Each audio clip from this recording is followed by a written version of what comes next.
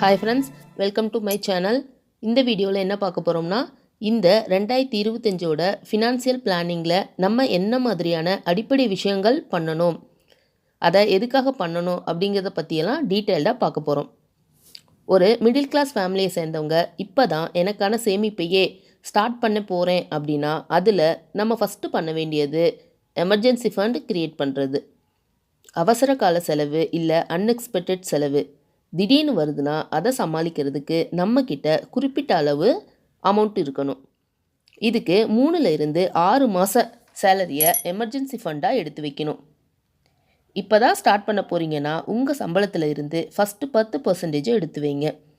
இதை ஒரு செப்பரேட் அக்கௌண்ட்டில் மெயின்டைன் பண்ணுங்கள்.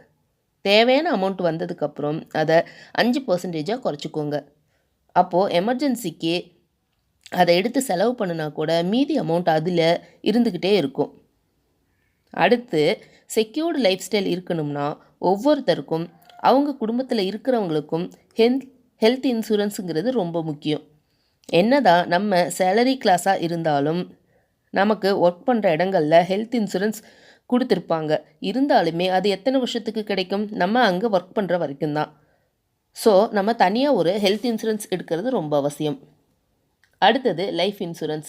கண்டிப்பாக ஒவ்வொருத்தருக்கும் ஃபினான்ஷியலி செக்யூர்டாக இருக்கணும்னா நமக்கு பிறகு நம்ம இல்லாத காலங்களில் நம்ம ஃபேமிலி ஃபினான்ஷியலாக சஸ்டெயினாக இருக்கணும் அப்படின்னா லைஃப் இன்சூரன்ஸுங்கிறது கண்டிப்பாக வேணும். ஒரு ஃபினான்ஷியல் பிளானிங்னு பண்ணும்போது emergency fund, health insurance, life insurance இந்த 3 ரொம்ப முக்கியம். இதை 3 முடித்து ஃபினான்ஷியலி செக்யூர்டாக ஃபீல் பண்ணினதுக்கு அப்புறம் தான் நம்ம அடுத்து சேவிங்ஸ், நெக்ஸ்ட் இன்வெஸ்ட்மெண்ட் இதுக்கெல்லாம் போகணும். அடுத்து ரிட்டையர்மெண்ட் ஃபண்டு. ரிட்டையர்மெண்ட் லைஃபுக்கு ஸ்பெண்ட் பண்ணுறதுக்காக குறிப்பிட்ட அமௌண்ட்டை கண்டிப்பாக ஒதுக்கியிருக்கணும். அடுத்து குழந்தைங்க எஜுகேஷனுக்கோ இல்லை வீடு கட்டுறதுக்கோ தனியாக அமௌண்ட் ஒதுக்கணும். அதுக்கான பிளானிங்கும் கண்டிப்பாக பண்ணியிருக்கணும். இதுக்கெல்லாம் நம்ம ப்ராப்பர் ஃபினான்ஷியல் பிளானிங் பண்ணணும். அப்படி பண்ணும்போது தான் நம்ம செலவுகளை குறைக்க முடியும். தேவையில்லாத ஆடம்பர செலவுகளெல்லாம் அவாய்ட் பண்ணிவிட்டு முக்கியமான செலவுகளுக்கு ப்ரியாரிட்டி கொடுக்க முடியும். அடுத்து, நம்ம வீட்டில் ஒருத்தர் தான் வேலைக்கு போகிறாங்க, அவர் ஒருத்தர் சேலரியை மட்டும் வச்சு பெட்டர் லைஃப் ஸ்டைல் கொண்டு வர முடியாது. அதனால் நம்ம பேசிவ் இன்கம் க்ரியேட் பண்ணணும். இதுக்கு நம்ம என்ன மாதிரியான இன்வெஸ்ட்மெண்ட் பண்ணணும், எதில் இன்வெஸ்ட்மெண்ட் பண்ணணும், இல்லை ஏதாவது ரெண்டல் இன்கம் கொண்டு வரலாமா, ஏதாவது இன்ட்ரெஸ்ட் வர மாதிரி பண்ணலாமா அப்படிங்கிறதெல்லாம் பிளான் பண்ணணும். ஃபினான்ஷியல் பிளானிங் பண்ணும்போது நமக்கு ஒரு ஐடியா கிடைக்கும். நம்ம காஸ்ட் கண்ட்ரோல் பண்ணணும், எங்கே ஃபினான்ஷியல் டிசிப்ளின் கொண்டு வரணும் அப்படிங்கிறத பற்றியெல்லாம் தெரியும். இதுக்கு ப்ராப்பர் பட்ஜெட் போடுறது மட்டும் இல்லாமல் அதை ப்ராப்பராக ட்ராக் பண்ணணும்.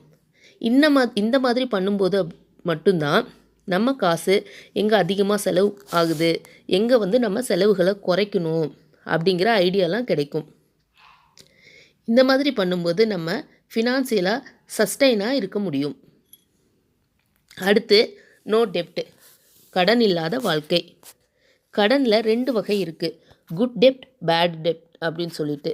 நல்ல கடன் அப்படின்னா நம்ம இப்போ குழந்தைங்கள படிக்க வைக்கிறதுக்கு, இல்லை வீடு கட்டுறதுக்கு, இல்லை நிலம் வாங்கிறதுக்கெலாம் லோன் போடுவோம். இந்த மாதிரி கடன்கள்லாம் நல்ல கடன்கள், ஓகே. அடுத்து பேட் கடன் அப்படின்னு வரும்போது நம்ம தேவையில்லாத பொருட்கள், ஆடம்பர பொருட்கள் வாங்கிறதுக்கெல்லாம் லோன் போடுவோம். இந்த மாதிரி பண்ணும்போது நம்மளுக்கு தேவையில்லாத ப்ராப்ளம் தான் வரும். ஸோ முடிஞ்ச அளவுக்கு கடன்களை தவிர்க்கிறது நல்லது.